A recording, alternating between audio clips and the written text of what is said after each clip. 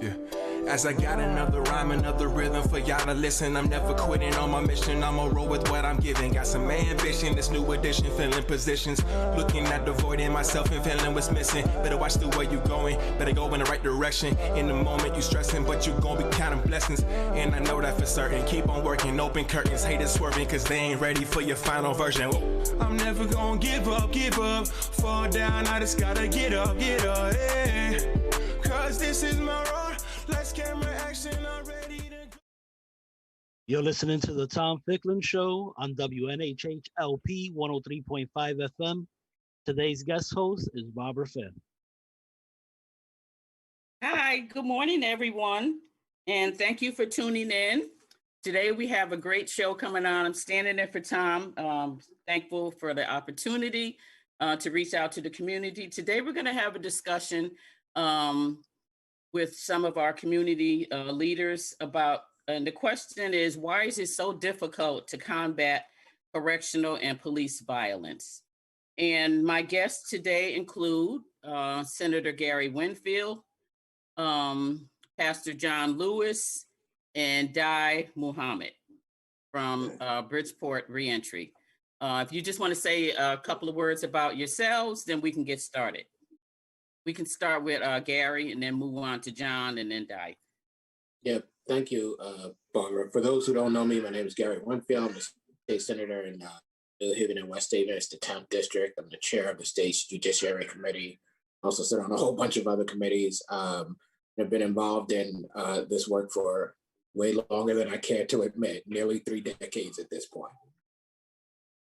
My name is Pastor Lewis with Christ New Testament Church, formerly known as Christ Chapel. Also am a lead trainer and outreach director for the Connecticut Center for Nonviolence and Police and Community Relations.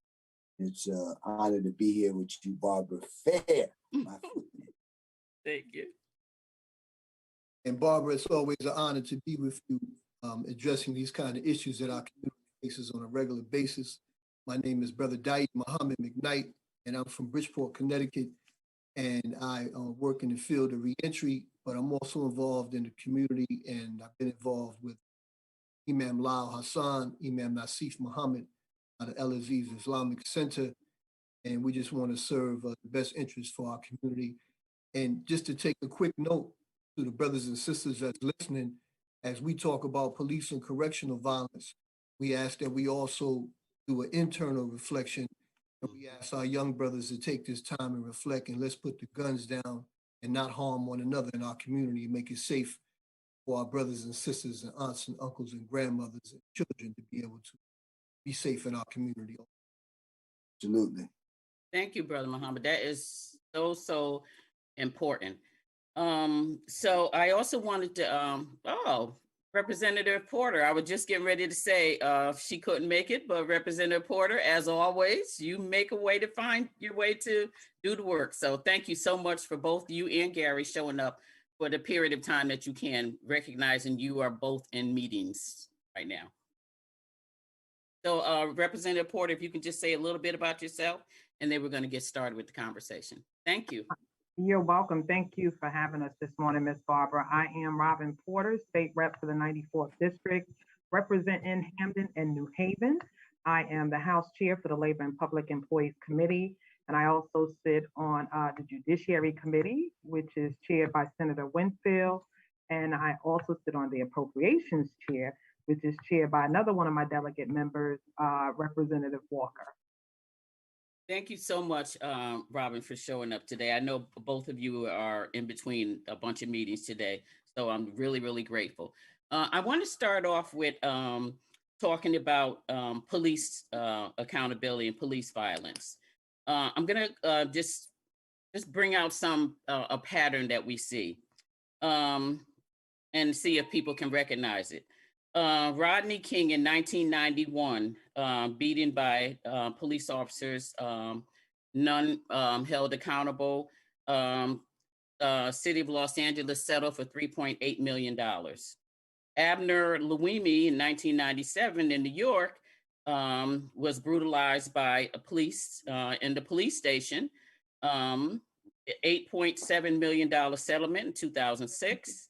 Eric Garner in 2014, choked to death on national TV in New York, $5.9 million settlement. Ayanna Jones, a 7-year-old, in May of 2010 in Detroit, received a gunshot head wound by police with a raid that they were conducting while she was asleep on the couch.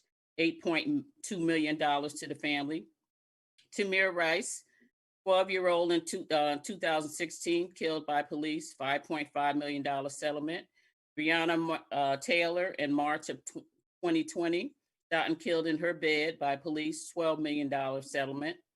And Philando Castile, 2016 in Minnesota, $800,000 settlement to his girlfriend who sat in the car while police shot him. And the mom received $2.1 million. In 2016 alone, 2016, Philando was one of 963 people fatally shot by police. What is the pattern? It's a pattern of our people losing their lives and the cities just making settlements which will never bring back those people's lives. And yet most of these cases, the police are exonerated and the murders continue. So that's why my question today is, how do we actually combat police violence and truly make them accountable, especially with all the things that we have in place to protect them, things like quality immunity, just grand juries that don't tend to check the police. So I just want to take a few minutes while we have Robin and Gary on the phone, on the show, to speak to some of the work that you have done just on police accountability bill last year, which, if you also mention how so quickly the Republicans came back to undercut what was done. So if Robin and Gary can just talk about that, and how do we actually stop this? Start with Gary. Yeah, so let me just say, because I think a lot of people don't actually know that police accountability, and I'm not just talking about a piece of it, like one small piece, but I'm talking about in the way that we did the 2020 bill, is an iterative process. So it hasn't been that we did a bill in 2020, and that's the police accountability framework. Mm-hmm. So some people will remember that we did a large bill in 2015.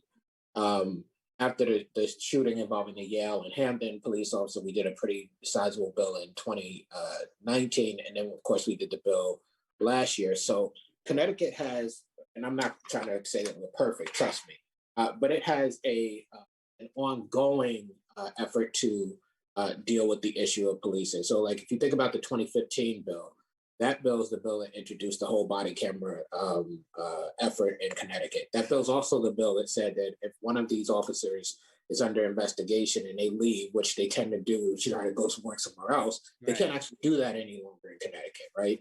And so what we tried to do beginning in the 2015 bill was put in place things that would actually make it harder on the officer themselves to get away with doing these things, right? You look at the 2019 bill, they can't shoot it. They can't shoot at moving vehicles in certain ways. They can't put themselves in front of the vehicles.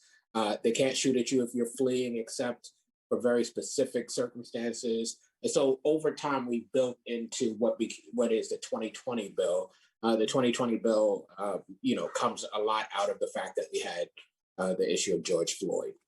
So that weekend that the Floyd case popped up on the news, I saw it, and because I do what I do, reporters called me, and this was before we even had the protest. They called me and they were like, "What's the state of Connecticut going to do about this?" And I was like, "We're going to pass a bill," which, by the way, I think gave heartburn to a lot of people because there had been no conversation. And then people were in the streets; they were calling for them, not just in Connecticut, everywhere, right? Everywhere you looked, you had people who they don't protest about anything. I mean, think about this for a second.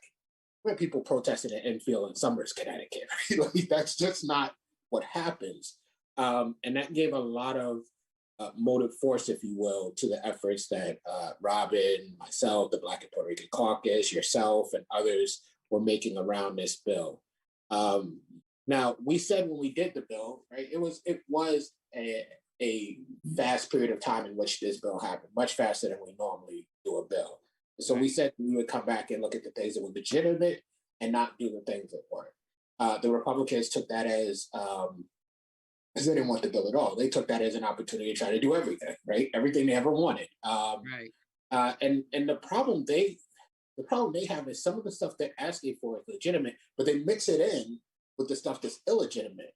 And so you might even agree with some of the stuff they're talking about, but you can't do it because it's not disconnected from other stuff. And I'll stop there because I know Robin has stuff to say, and we'll kind of go back and forth. Thank you.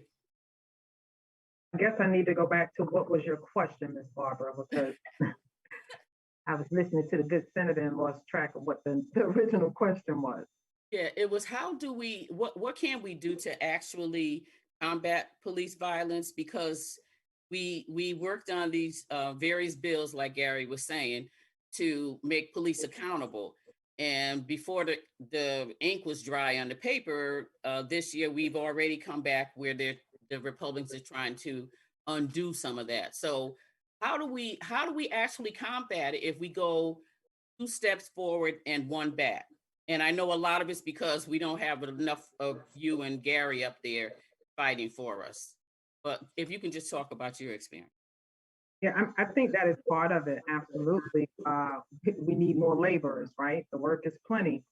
I think also in bringing real accountability, there has to be some enforcement mechanisms. And I think that the bill that Senator Winfield put forward did a good job of making sure there's some checks and balances, right? And in a way for us to follow up to make sure that if people aren't doing what they're supposed to be doing, there's some repercussions for that. I think the other part actually falls on us as a community and a people and coming together and making sure that we have things in place. You know, I just saw where somebody was talking about when they see someone pulled over now, like they actually stop, right? Yes. And they don't interfere, right? They just stop to make sure everything's good, nobody's being hurt, nobody's being abused, that kind of thing. And I do the same thing when time allows, you know, especially if I get that feeling in my gut, like, you know, what's going on there? You know, I've been known to pull over and stop. I've instructed my kids if they get stopped. You know, it's the talk that we have, but that talk is actually expanded with all this going on right now, you know, and I've given explicit instructions, badge numbers. You call me, you don't get me, you text me, you call me, you don't get me, you text me, you call your Uncle Gary, right? Mm-hmm. I've certain people where I want my kids to be able to reach out and we know where you are. And if you don't get me, you need to text me badge number, street location, like where are you, right? And I think that falls on us to make sure that we're putting in place security measures for safety, because we know there is an element of police brutality, but I don't want to paint it with a broad brush either. Right. But I do believe that there's some onus on us as a people and as a community and as a village to step up and let these officers that are rogue, because they're out there, know that we're watching. You know, we're watching and we're going to hold you accountable, and we're going to put some things in place in our community that will help to hold you accountable outside of the law, right? After the village comes in. Can I say one more thing about that, Barbara? I think we also have to be willing to do things that are extremely uncomfortable for the people inside as well, right? So when we had this effort to deal with immunity, and you know, that was a very interesting discussion because people wanted us to end qualified immunity, which is a federal issue, right? So the state can't actually end qualified immunity, and so there was a lot of confusion about are you ending qualified immunity? What are you doing? And it's like, well, we can't actually end qualified immunity, but what we can do is make sure that they don't have immunity as it's given to them through the state itself, right? And there was a lot of conversation about that. So a couple of things come out of that for me. One, people in positions like mine and Robin have to be willing to do that work, right? And there are repercussions for that as well. Right. But also people have to know what it is they really are asking for and how it plays out at the different levels of government. Because one of the parts of the conversation most people didn't hear was people were happy that people were asking for an end to qualified immunity because they were like, well, we can't do that, so we don't have to deal with this, right? Mhm. You know, it's like there's an easy answer for this. We can't do that. Now, because we were in place, we said, yeah, we can't do that, but there is something we can do. Right. And I think why that's important is because the other thing that's common about what you pointed out at the very beginning is that in each of these cases, the people paying are not the people who were the actors in the circumstances. It's the taxpayers of those places that Right. are actually doing the pay. And what we're doing with the removal of the governmental immunity is making it potentially possible that the person paying is the person who acted. And I think that has impact on the actions themselves. And I want to get to our other two guests, but before I say that, I'm glad that you took the time to explain that, because people who have no clue, they're not involved in the process or anything, they're quick to say, oh, that bill was so watered down, it did nothing. But like you said, that's because they don't have the knowledge what you can actually do and what actually happened. So thank you for that. So I want Brother Muhammad and Pastor Lewis to weigh in on this conversation also. What do you think we can do as a community? Because we all have a role. It's not on Gary and Robin to carry this burden by themselves. So, Brother Muhammad?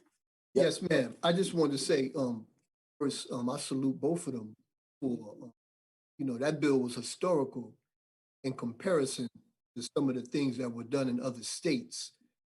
Robin brought up a good point. One of the drawbacks on it, as always, is whenever there's laws passed, legislation passed, it's the enforcement part that becomes an issue. Is this being enforced?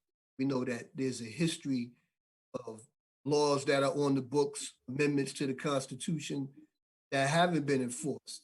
We know that historically as Black people because you wouldn't have a human or civil rights movement if that was the case, if everything, laws that were in place were honored.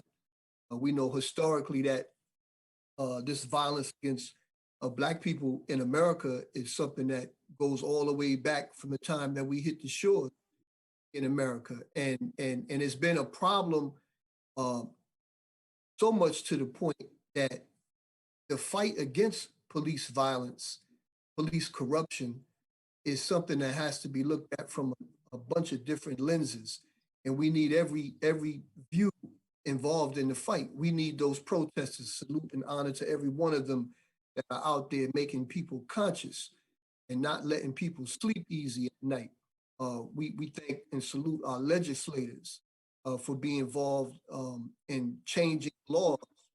And then also there has to be a perspective that's looked at from an international perspective. And what I'm going to say is not anything new, but it's something that when you take up this banner, you're going to see a system come against you. But Malcolm X and people before him, may he be blessed with paradise, had took up the banner of making this an international fight to bring a case to the United Nations for a case of genocide against Black people here in America. And according to the statistics, there are about 1,000 people who are killed by police in the U.S. Every year. And then there are certain standards according to the United Nations on the use of lethal force by police, because there's problems in other countries as well as America, but not one state, according to statistics in the U.S., complies with international law and standards on the use of lethal force by police.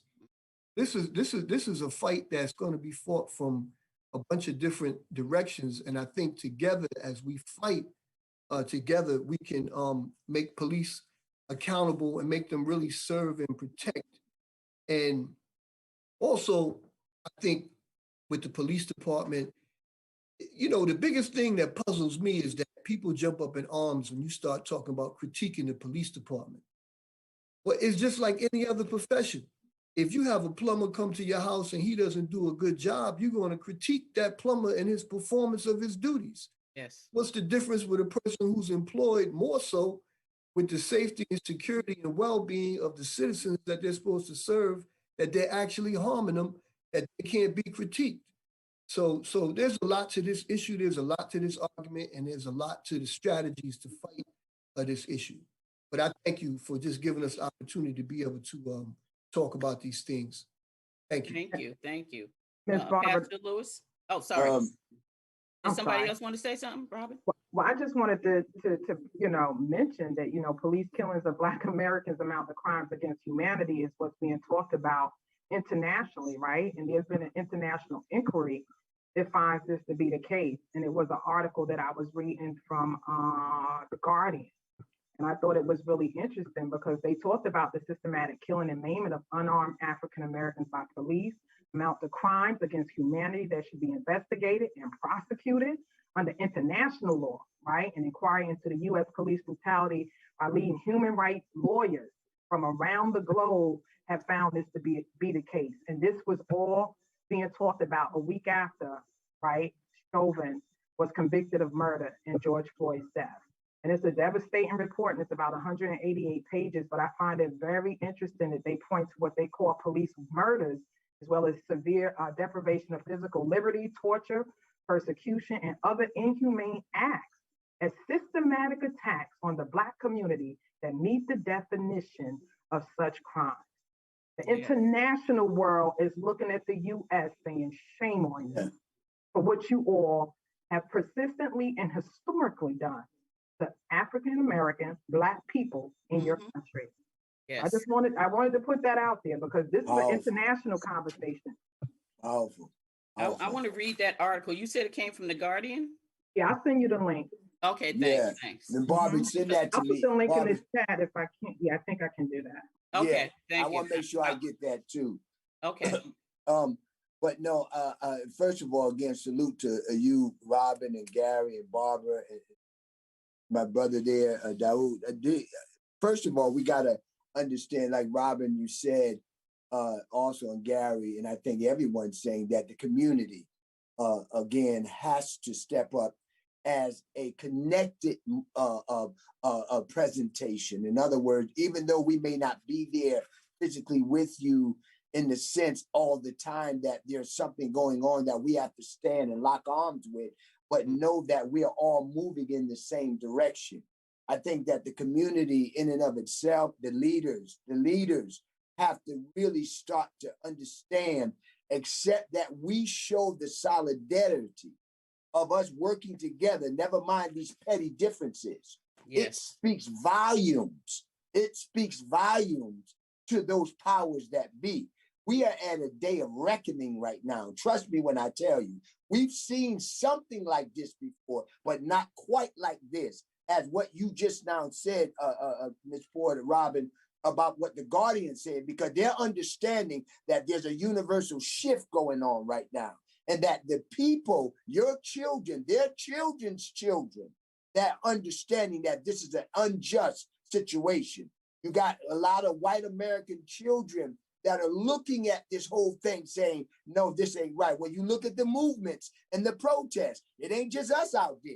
There's a whole lot of other people that are coming on board and saying that this is not right. So I like to say from a pastoral community perspective here, that it is when we start to really hold our leaders, those that have, either you're a leader or you're a watchman for the plantation master. That's right. You're a leader or either you're a watchman that are looking over, making sure anyone that speaks out, let's make sure we identify them and maybe make their life a little bit harder. Or either you're a leader that says that we cannot tolerate this anymore and that we got to galvanize our people in love. And I just want to end with this.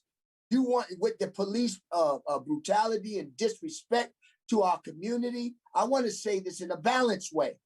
That brother said it, Dai said it first. We got to understand the internal process that we have to do.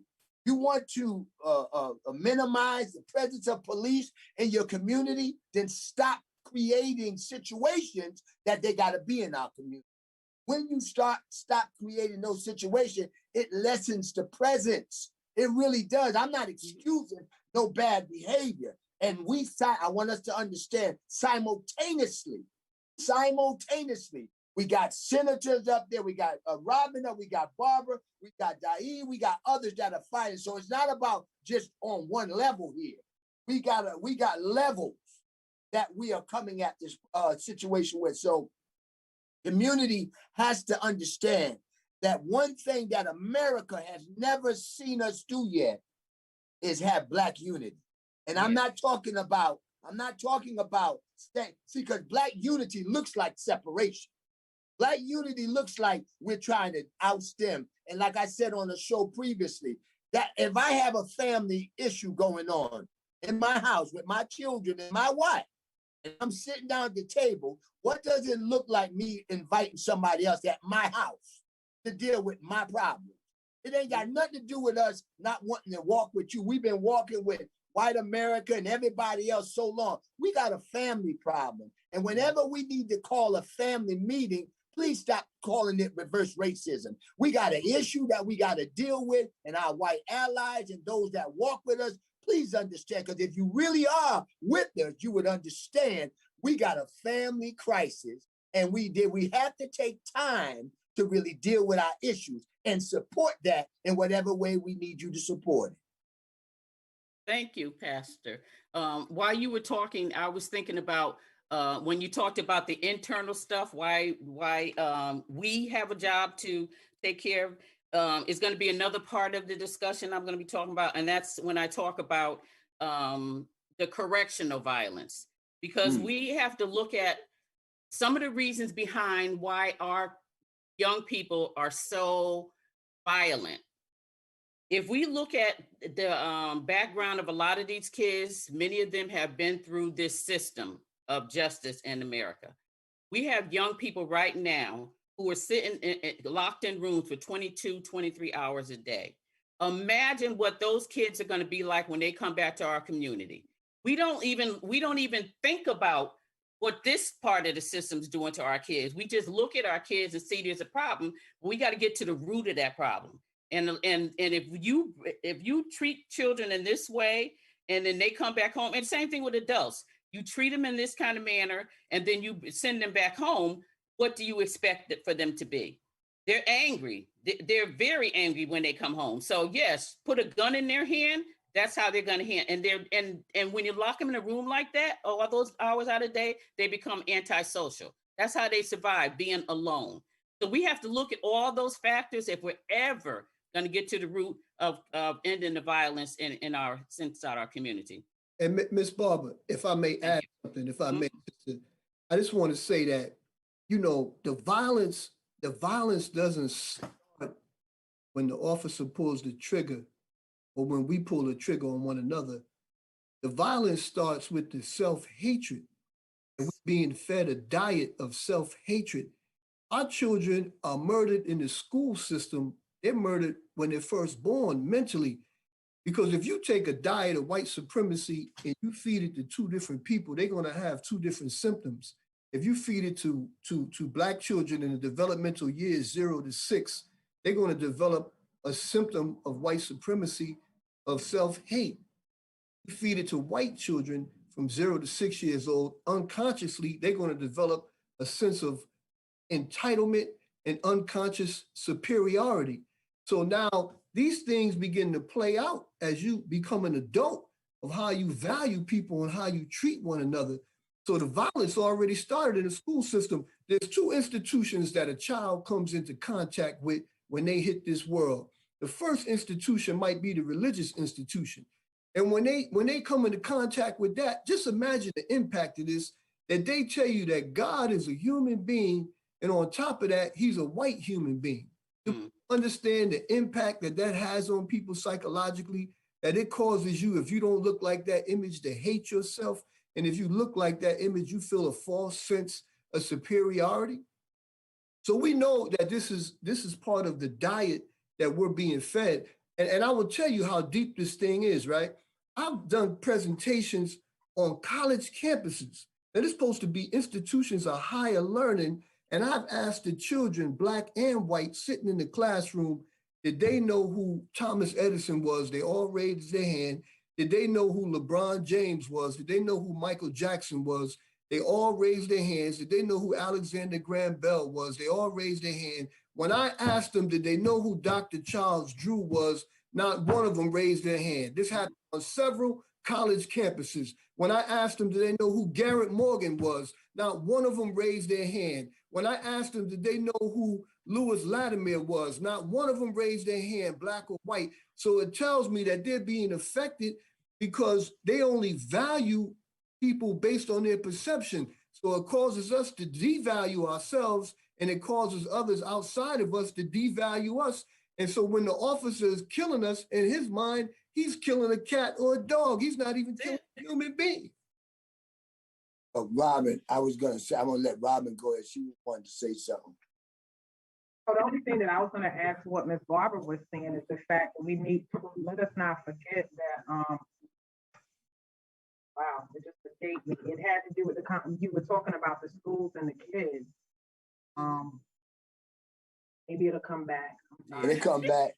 It'll come back. It might be around our children that we have in the system and how they're being treated. And then, you know, and where's the outcry from people like you? Well, you know, because I'm working with you, that solitary confinement is so huge for me today. And it's because I've seen firsthand what that can do to people. And then when I talked to the child advocate, the state child advocate, about a month ago, she revealed to me that our young people, young teenagers, are being treated in the same manner. And that was heartbreaking for me. I mean, it's bad enough knowing that this is happening to adults, but this cruelty is actually happening to our children. And then those children are coming back home to our communities. They've been broken. That's the point I was going to make. Yeah. I'm sorry, around solitary confinement, when you were talking about that, the 22 to 23 hours, I always stress the point that if we were doing this to animals, if we were locking dogs and, you know, like we'd all be under the jail, right? That would be, we love and take better care of animals in this country than we do Black and brown people. Yes. And the thing about dehumanization, psychologically, there's no way that you can even kill anyone that looks like you, except you have dehumanized that person. And like Dai was saying, I'm talking about generational stuff. See, we're dealing with the present day experience. You got to understand cellular memory, generational stuff, as well as the slave master's children. You're dealing with a society that's in a subconscious denial and do not want to really face the real situation that's at hand. Now listen, I have great white allies and great white friends, but they do understand they have to go through this process of disconnection. You got to disconnect from your yesterday and everything that you have been privileged to. And guess what? The surgery of that is going to hurt. As well as for us as a people, we cannot expect for them to treat us the way that we need to be treated, except that we put a demand on it by being the first ones that create that kind of institution. We listen, I'm not looking, we shouldn't, the church is our institution. The mosque is an institution. We got too many places in our community that we can start self-education. I'm not looking for the school to be the first one to do it, though they owe it to us. I'm not looking for them to have a voice about solitary confinement, but yet they owe it to us. But we have to start to take the responsibility in those places. And like our religious institutions, they owe us as a people in our own community, the churches and the mosques, because you meet with the mothers and the fathers on an every weekly basis. And so we have a right to demand from our pastors, from our imams, and all of these religious institutions. We need to start to educate our children because the schools are not doing it. And at the same time, let's back Robin and Gary and changing some things while we're taking care of our family issues, that they can stop the barrage of that disrespect and that dehumanization. Because again, here we go 20, 30 years later, 100 years later, We still asking, or we still telling them, you ain't treating us right. You ain't doing us right. You got to change. We want you to change. With Dr. King and the civil rights movement, we changed laws, but we didn't change the hearts. And if you can't change it, if you cannot address the heart of the matter, because the truth of the matter is this, for you to kill a man running, for you to kill a man that ain't no real threat, that's a heart situation going on. That ain't no use of force and I thought that was my taser and not my gun. Are you serious?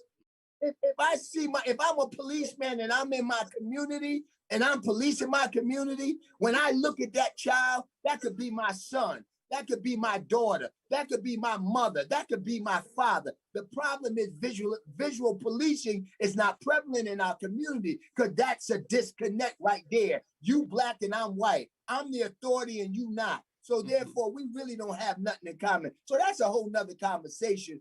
But again, for solitary confinement, they are not considered human beings. They don't believe, a lot of the system don't believe in the second chance. You messed up, so you're not going to be no good to society. And on top of that, we need free labor.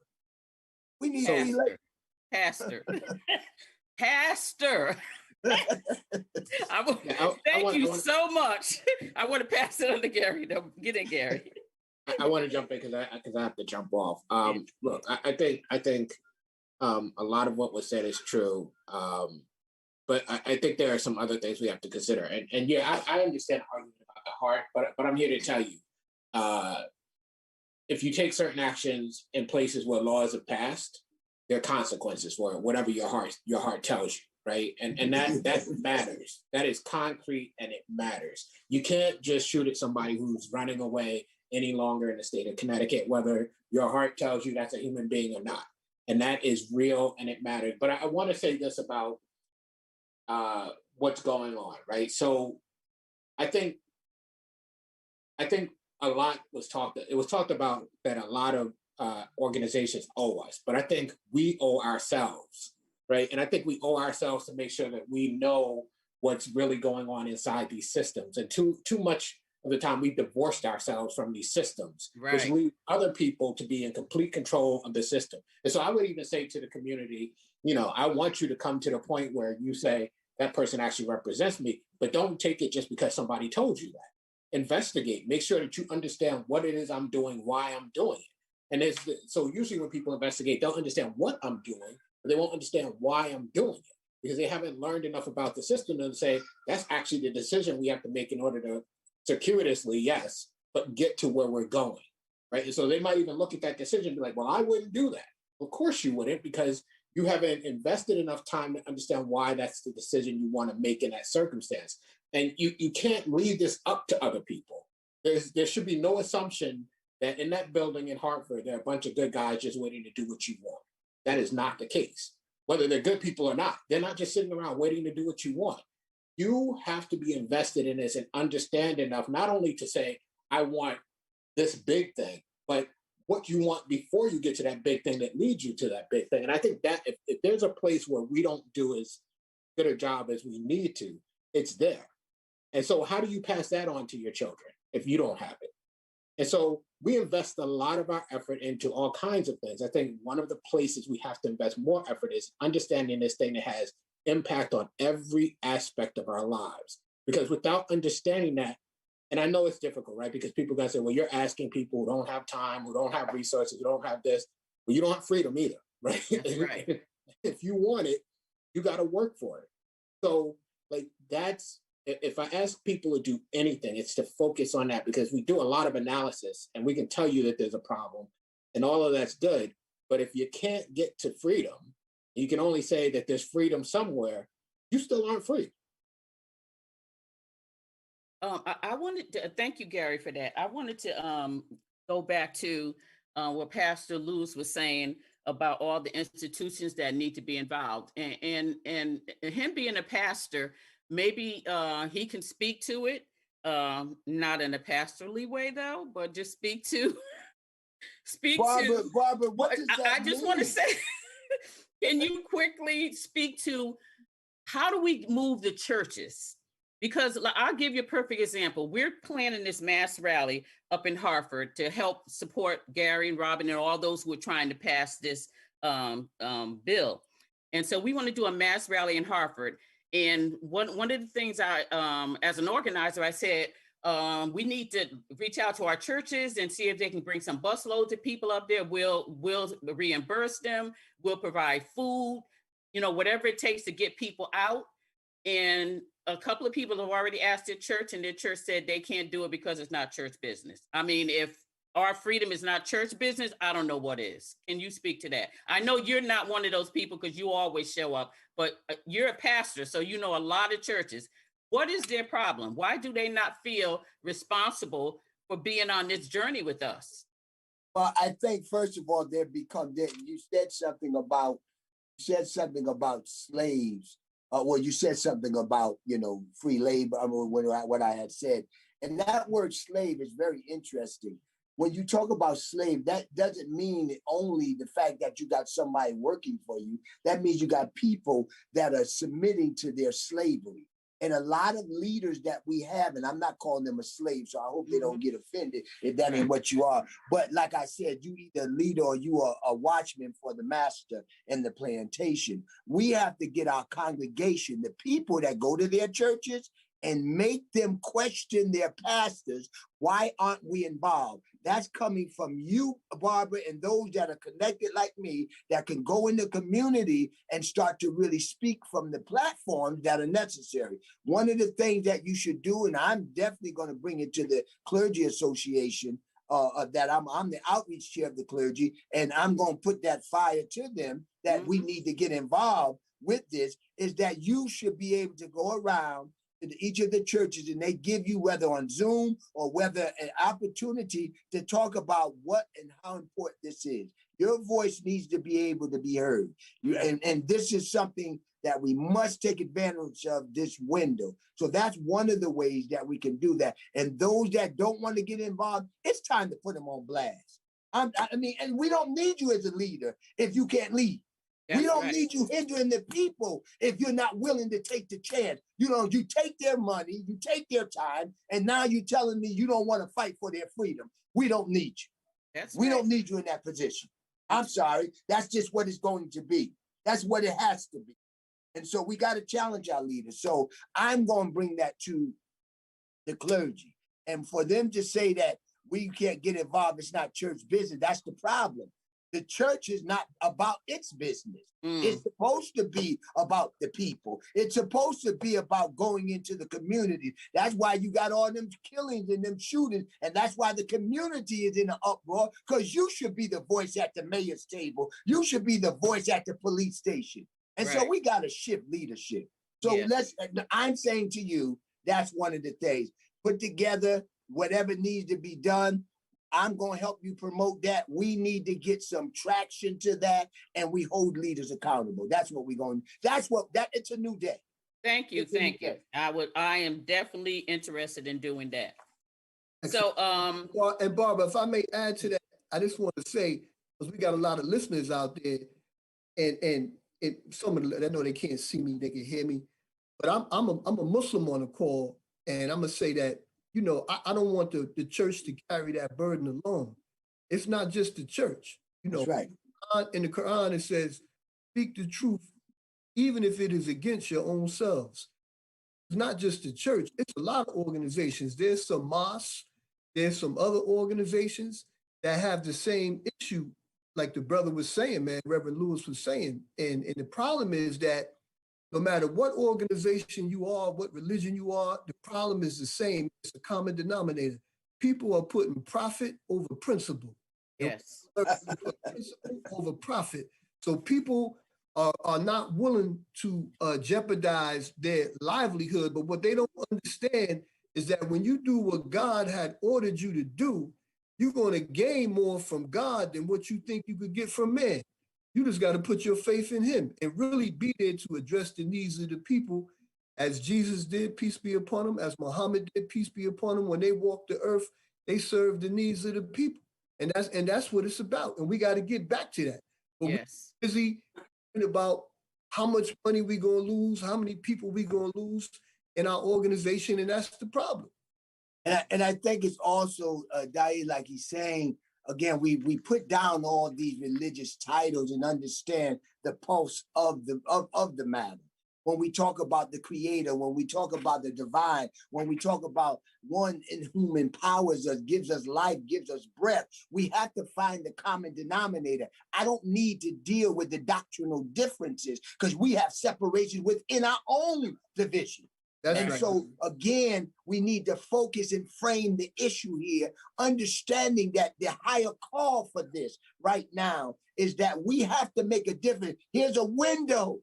George Floyd's situation is not, again, God bless his family and his family, again, could never get him back. But at least there was some sense of comfortability. But we have a whole lot of other families that we are trying to prevent to be a George Floyd and all of this. And that's why the urgency is now for us to really start to take and back you, Barbara. I don't need to be in front. I don't need to say nothing. I sit in the back. You got too many egos going on. If you've been trailing it and you've been pushing it, then let us help you push. And that's so that's what I'm saying. Let us really start to put some motion to this.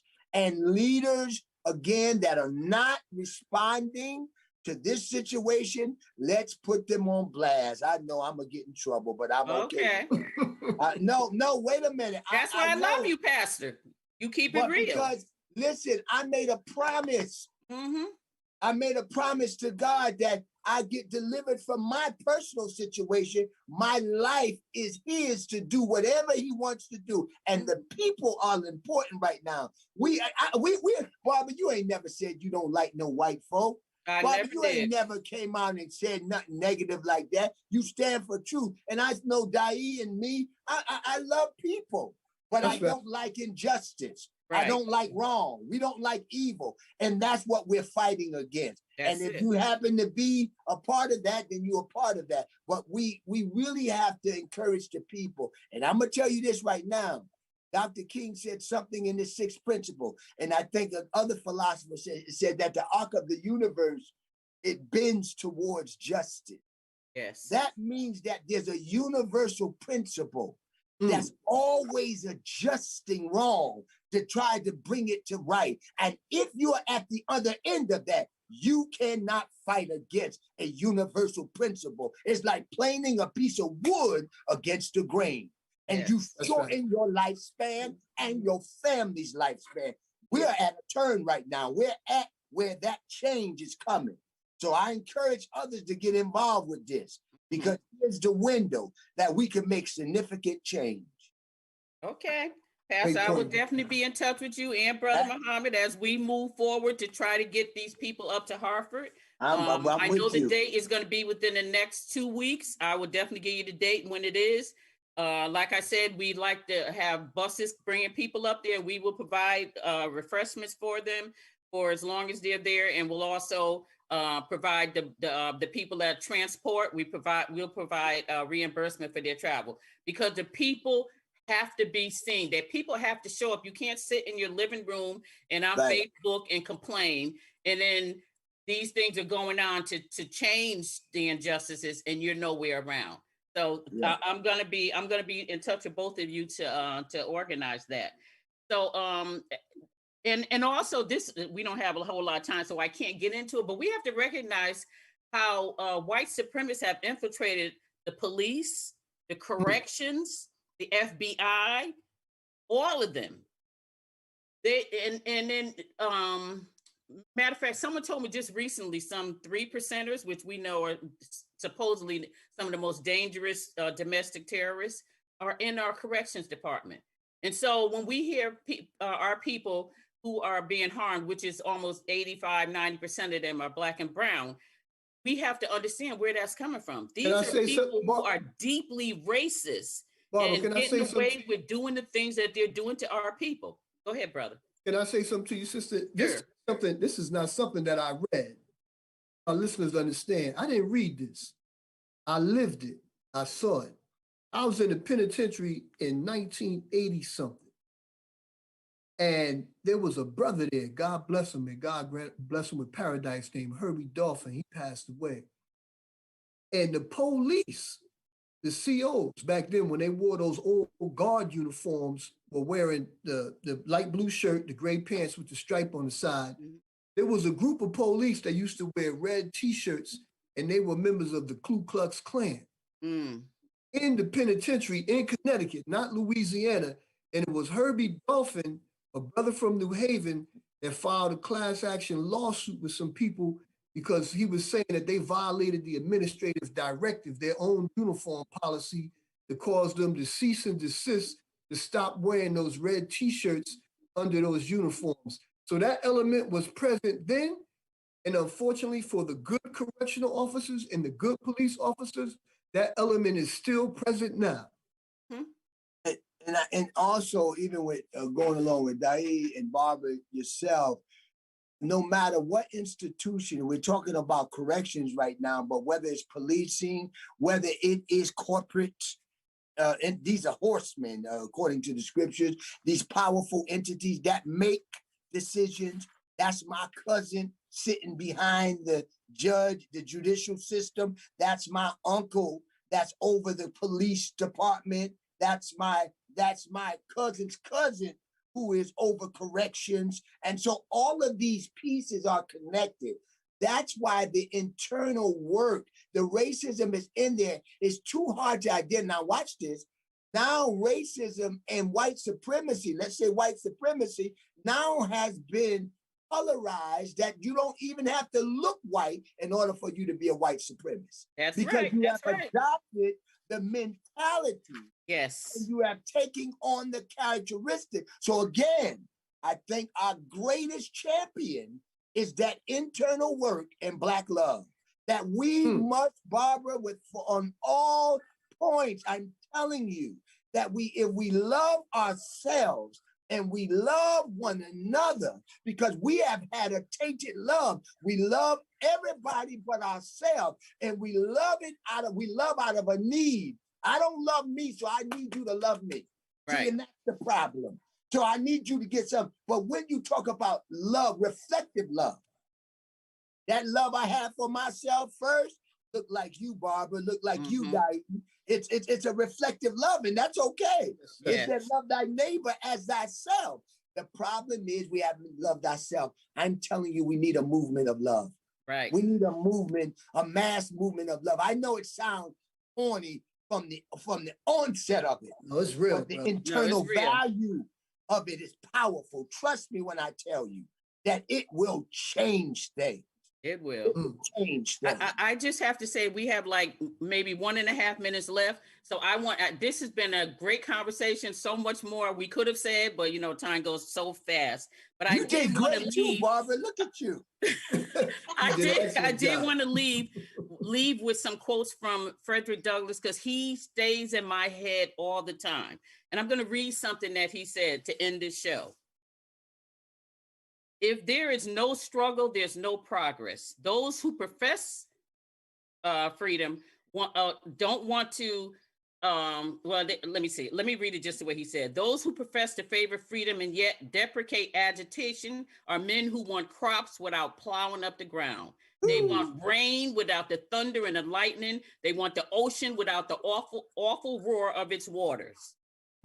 Power concedes nothing without a demand. It never did. It never will.